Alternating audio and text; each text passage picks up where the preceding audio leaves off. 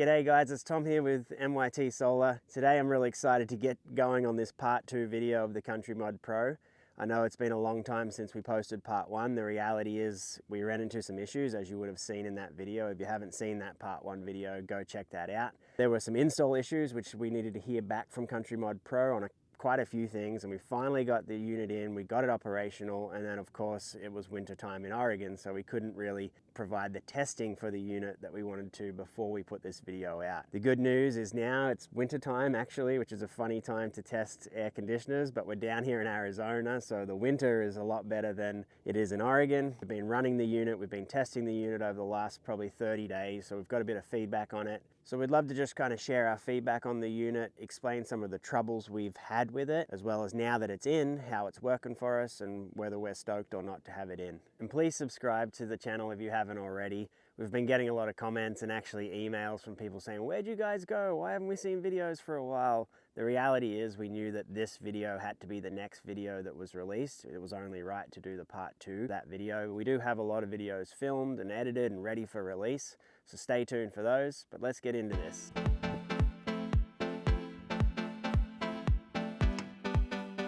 Probably looks a little different in the rig now from last video, as it was a construction zone. Now it's our little living quarters as we're down here in the Southwest for a few weeks testing the system. So the first problem was that the ducting did not reach due to the thickness of our roof. We reached out to CountryMod Pro, and initially they weren't extremely helpful. They suggested we try to tape it, but if you saw in the last video, taping really wasn't an option. Eventually I said, look, if we can't get some solution from you guys, I'm gonna have to just say that this unit does not work with this particular trailer, or really with thick roofs at all. After a little push, they did actually send us, which was really awesome, was a 3D printer file that someone like myself, another customer, had actually created to solve that problem. So they forwarded me that file. I don't have a 3D printer, so I reached out to the Outdoors RV group. Shout out to Stacy from the Outdoors RV Facebook group, who was willing to print it, lived nearby us and was willing to print that piece for us. He did a couple of pieces for us in case one of them didn't work, and that solved the problem. All of a sudden the ducting reached and we were happy with that. The second problem, which was due to the similar reasons, the thickness of the roof, was that the bolts that came to actually cinch the unit down were not long enough, and CountryMod Pro was very helpful there. They did provide the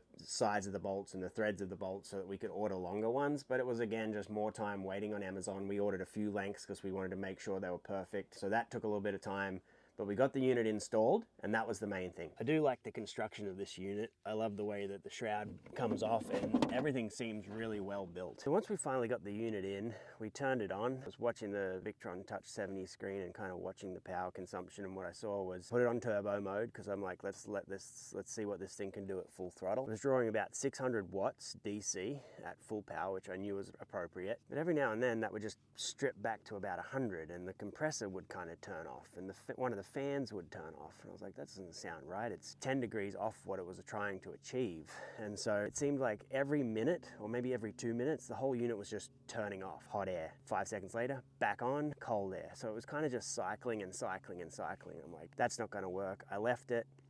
It did not cool down the room.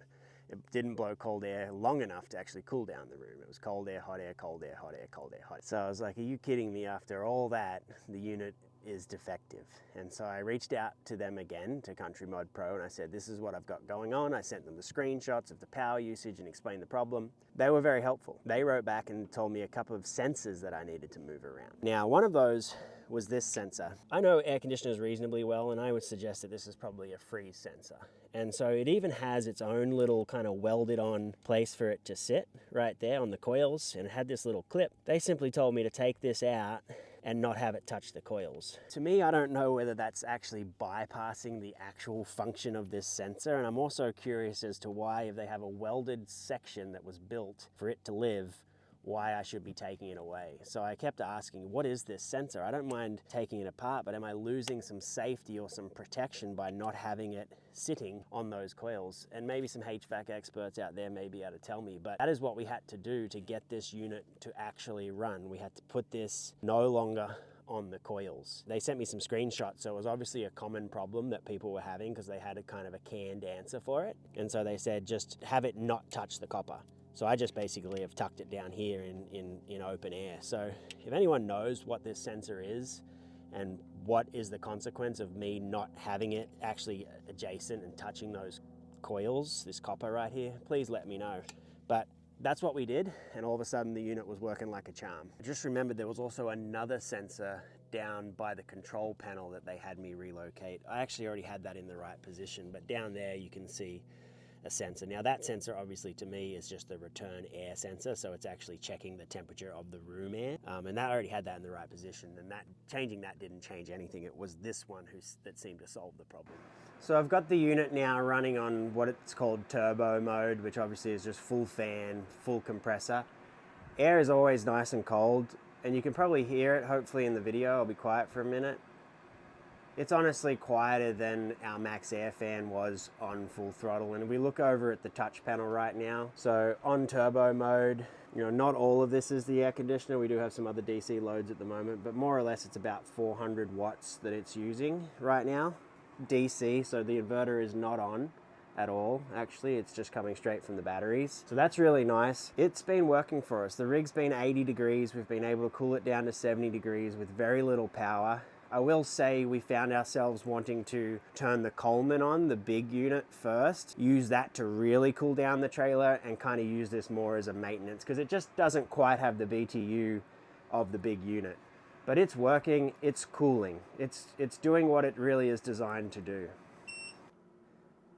Honestly, the turning the unit on and the turning the unit off, that beep is probably one of the more annoying things because we turn it off in the morning. We've honestly kind of been using this not always as an air conditioner, but just as like our max air fan. So bringing in outside air overnight with the windows open, not using the compressor. So that's the nice thing. It does have that ability to bring in outside air, just like a max air fan, and just as quiet. The control panel and the remote I'm really not crazy about. When we first installed the Solar control panel, some of the buttons wouldn't quite push in because the control panel wasn't perfectly aligned. They were just wouldn't even turn on. The remote is just a bit laggy. It's trying to be one of those kind of like a mini split remote where you can do stuff on the remote, but when you press the button, that's when it sends that control to the unit. It's just a bit laggy. I haven't really been crazy about the remote. One of the nice things is that, there's that noise again, you can turn the display off so that light goes off at night. It doesn't have to have that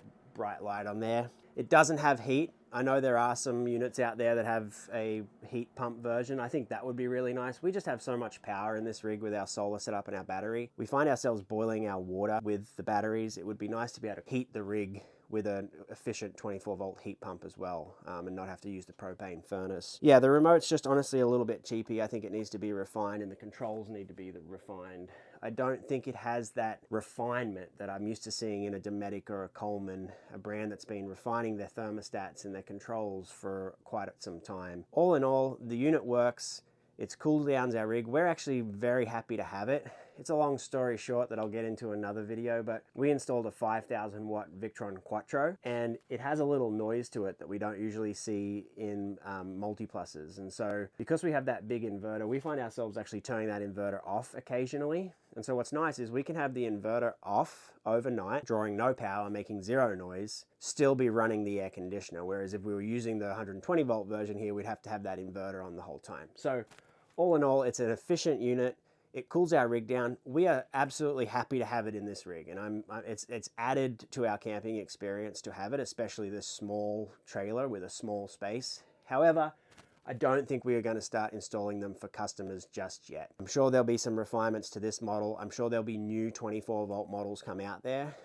We actually were just at the Quartzsite Outdoors RV meetup, and what was nice is one of our customers were there, and they had one of our big power systems, and they'd actually swapped out their Coleman for the Furrion Chill Cube, the ducted version, which is really nice. And I was able to be there with them. They turned it on full throttle. It was drawing about 600 watts AC, so a little inefficient, but it was cooling so well, and it was still so quiet, and it was moving so much air. So shout out to our customers for taking the leap and putting that Furrion Chill Cube in.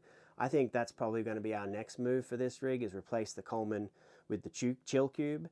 And I think between those two super efficient air conditioners, we're going to be rock and rolling with lots of cooling power off grid.